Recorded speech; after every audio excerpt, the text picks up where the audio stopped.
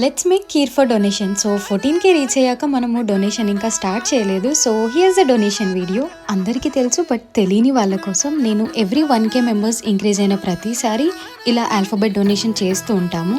This time 14K reach అయ్యాము and alphabet వచ్చేసి K for K donation.